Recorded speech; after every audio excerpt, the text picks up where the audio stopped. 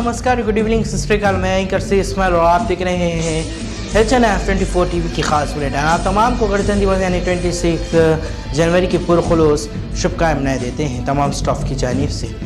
हमको महसूस किया गया कुछ खुशबू की तरह, हमको महसूस किया गया है कुछ खुशबू की तरह, हम कोई शोर नहीं जो सुनाई देंगे। यकीन मानिए कि आज देश में वो हुआ जो होना नहीं चाहिए था।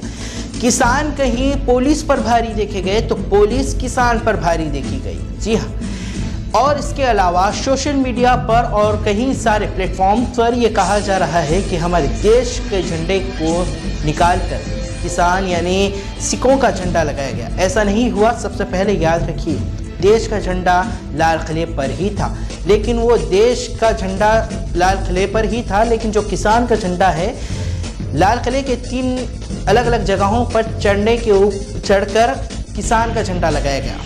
अगर ये कहा जाता है कि लगाया गया तो याद रखिए हम आपको तमाम जानकारी अपडेट देंगे। लेकिन आज देखते देखते हिंसा जिस तरह से भड़का, तो उधर राहुल गांधी ने भी चुप्पी नहीं बना रखी, बल्कि ट्वीट कर कहा कि किसानों का जो ये हम जो हिंसा कर रहे हैं, हिंसा कोई एक अच्छा रास्ता नहीं है। हिंसा से अभी हमारे देश यानी इंडिया जो हमारा देश है उसकी ही बदनामी होगी, उसके साथ हमारा ही नुकसान होगा। लेकिन किसान कहाँ सुनने वाले। उसके अलावा किसान का भी ये कहना है कि हमको बदनाम करने की साजिश नची गई। कोई हमारे दुश्मनों ने यानी किसान को ये बदनाम करने के लिए यहाँ पर इस तरह का रास्ता अपनाया गया, पुलिस को मारा गया और कहीं तलवारों से उठाकर पुलिस को काटने की कोशिश की गई, ये कहा जा रहा है। लेकिन ये कितना सही है और ये कितना झूठ, ये तो आने वाला वक्त ही बताएगा। तो आइए मैं आपको ये ख़ास एक्सक्लूसिव रिपोर्ट्स और ये सैयद अकबर अली वारिस की ख़ास रिपोर्ट आपको बताते हैं।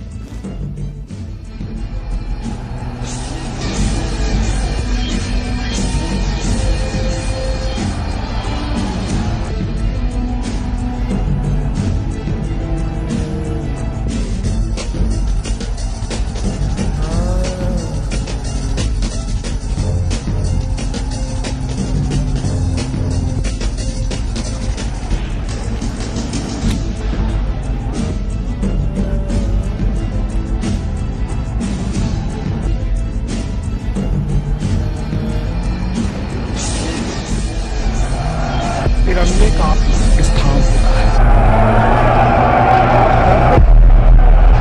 ट्रैक्टर की अपनी जमीन और विरोध प्रदर्शन की अपनी मर्यादा।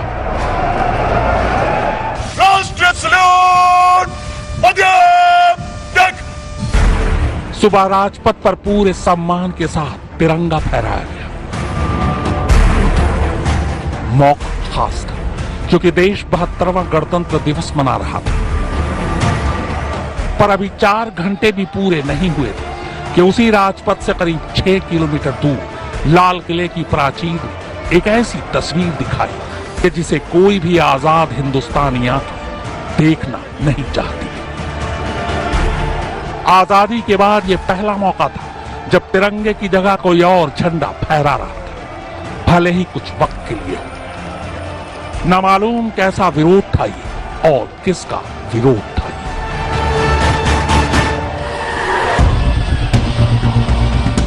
ट्रैक्टर खेतों में दौड़ता अच्छा लगता है, पर सैकड़ों की तादाद में यही ट्रैक्टर शहरों की सड़कों पर सड़कों को रौंदते हुए, करतब और कलाबाजियां दिखाते हुए, कानून को अपने पहियों तले कुचलते हुए बेलगाम हो जाए तो सोचना पड़ता है क्या नफरत और विरोध इस हद तक पहुंच चुकी है कि एक ही देश में रहकर, एक ही मिट्टी में पैदा होकर, एक ही हवा में सांस लेकर, एक ही संविधान को मानकर, एक ही तिरंगे को सलाम कर, एक ही वतन के लोग इस तरह एक दूसरे के खिलाफ हो जाए। क्या अभिव्यक्ति की आजादी और विरोध के इजहार का ये तरीका सही है? क्या इसे किसी भी तरीके से जायज ठहराया जा सकता है?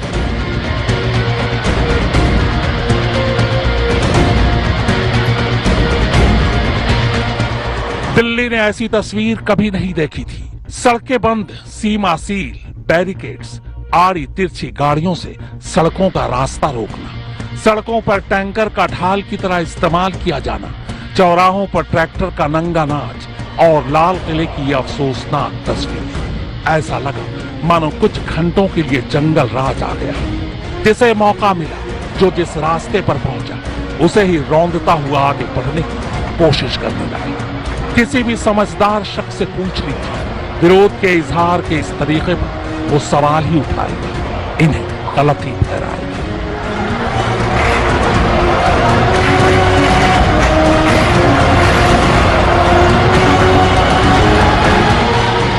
सवाल उठ रहे हैं, साजिशों की बातें हो रही हैं, किसानों के बीच गुंडों के घुसाने की कहानियां सुनाई जा रही हैं। ऐन 26 जनवरी के दिन ट्रैक्टर रैली को मंजूरी देने पर सरकार और पुलिस की मंशा भी घेरे में। कहने वाले कह रहे हैं कि अगर खुफिया एजेंसियों से इनपुट पहले से थी कि ट्रैक्टर रैली के नाम पर किसानों के बीच असामाजिक तत्व घुसकर दिल्ली में कोहराम मचा सकते हैं, तो फिर इस रैली की इजाजत ही क्यों दी गई? और अगर दी गई तो फिर खुफिया और सुरक्षा एजेंसियों ने वक्त रहते ऐसे असामाजिक तत्वों की पहचान कर उन्हें वक्त से पहले ही क्यों नहीं पकड़ लिया?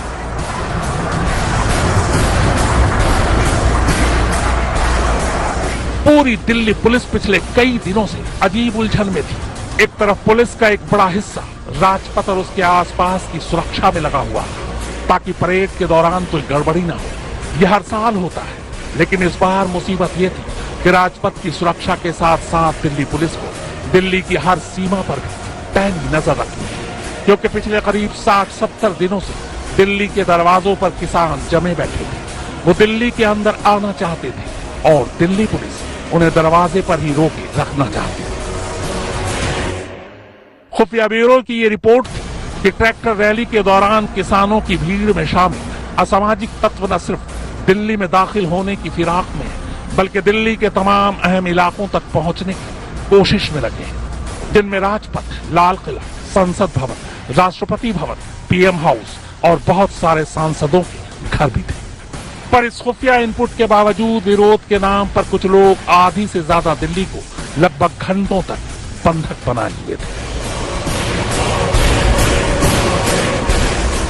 हजारों पुलिसकर्मी जो देर रात से राजपथ के इर्द गिर्द तैनात थे, जिन्हें परेड खत्म होने के बाद अपनी नींद पूरी करने के लिए घर लौटना था, दोपहर होते होते उन्हें उसी हालत में दिल्ली के अलग अलग इलाकों की तरफ भागना पड़ा, क्योंकि किसानों की इस ट्रैक्टर रैली के लिए दिल्ली पुलिस ने जो रूट उन्हें आवंटित किए थे, उन रास्तों से भटककर उनके ट्रैक्टर दिल्ली के हर रास्तों की तरफ अंधा दौड़ लगाने लगे। कई हाथों में डंडे दिखे, कई ट्रैक्टर में पत्थर। जब जहां मौका मिला डंडे भी चले, पत्थर भी बरसे। इस अंधे दौड़ में एक शख्स की जान गई और दर्जनों पुलिस वाले घायल हो गए। विरोध का पहला हिंसक मंजर दिल्ली पुलिस के पूर्व मुख्यालय के बिल्कुल करीब आईटीओ चौराहे पर देखने को मिला।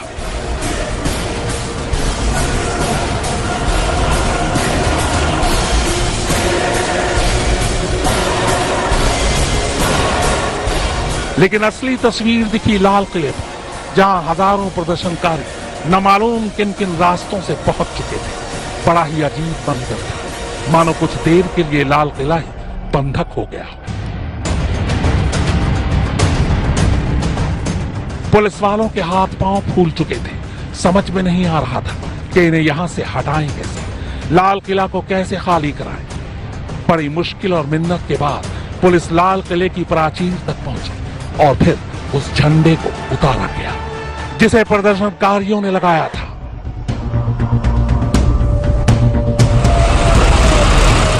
शाम होते होते किसानों को भी एहसास हो चुका था कि मामला बिगड़ चुका है, लिहाजा अलग अलग किसान नेताओं ने तमाम प्रदर्शनकारी किसानों से वापस लौट जाने की अपील की, जिसके बाद धीरे धीरे ट्रैक्टर पर सवार किसान अपने अपने रास्तों को लौटने लगे।